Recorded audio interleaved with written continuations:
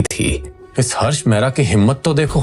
मुझे लगता है कि उसे ऐसा करने के लिए किसी ने उकसाया है, या फिर वो किसी वजह से ऐसा कर रहा है। हर्ष मेहरा एक बहुत ही होशियार बिजनेसमैन है, वरना वो रायजादा खानदान में काम नहीं कर रहा होता। पता नहीं वो हमारे साथ ऐसा क्यों कर रहा है। अगर ऐसी बात है तो हमें कानून की मदद लेनी चाहिए। हमारे पास उसके साइन किए हुए कॉन्ट्रैक्ट है। एक दो नोटिस जाएंगे ना तो अकल टिकाने आ जाएगी। बेवकूफों वाली बात मत करो शौर्या। क्या तुम सच में रायजादा खानदान के खिलाफ जाना चाहते हो? एक प्यादे के लिए राजा से दुश्मनी लेना अकलमंदी होगी? अपने पापा की कही ये बात सुनकर शौर्य का सारा गुस्सा धरा का धरा रह गया। तो फिर अब हम क्या करें पापा? पता नहीं, पापा ऑफिस में आ गए होंगे। चलो उन्हीं से चल के पूछते हैं। अब दादाजी बता सकते हैं कि इस मुसीबत से कैसे रास्ता निकाला जाए। दादाजी, ये सब इस शनाया का किया धरा है। आपके फैसले से नाराज होकर उसी ने ये सब किया है। और ये अहान और शनाया अपने आप को समझते क्या है? ये जो हर्ष मेहरा इतना उछल रहा है ना, इसकी वजह यही दोनों है। और जब से अहान का सपोर्ट मिला है ना, तब से शनाया कुछ ज्यादा उछल रही है। शनाया ऐसा नहीं कर सकती। जाओ,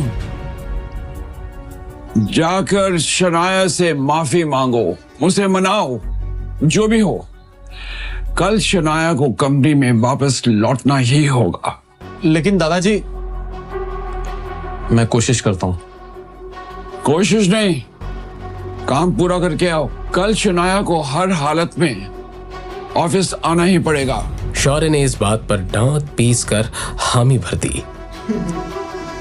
जी।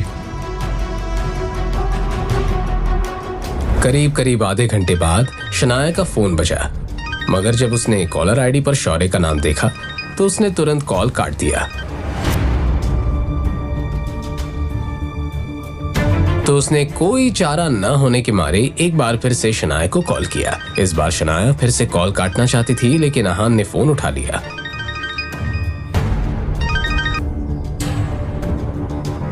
क्या बात है? शनाया कहाँ है? मुझे उससे बात करनी है। अहान को ऐसे ही किसी जवाब की उम्मीद थी। सो रही है।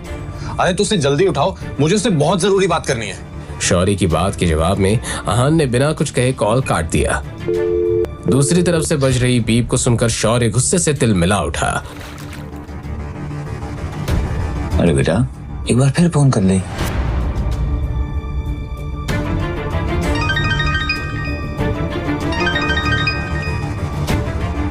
अहान, मेरा दिमाग खराब मत करो। कहो तुम्हें क्या कहना है, मेरे पास वक्त नहीं है। शनाया से कहो अगर वो मेरी बात मान ले और अपना दिमाग ना चलाए तो मैं उसे इस कंपनी में वापस आने का मौका दे सकता हूँ। शौर्य ने अपनी बात इस अंदाज में कही थी मानो कि कोई चैरिटी कर रहा था। अहान खुद इस पूरे गेम का मास्टरमाइंड था। और अगर वो मना कर दे तो? शौर्य को लगा जैसे अहान उसकी बातों में आ रहा था। अगर वो मना करेगी तो वो कभी भी गिल कंस्ट्रक्शन में वापस नहीं आ पाएगी। इस बार अहान को अपना गुस्सा रोकना मुश्किल हो रहा था। उसने शौर्य से कुछ कहे बिना ही कॉल काट दिया। अहान, ये क्या किया आपने?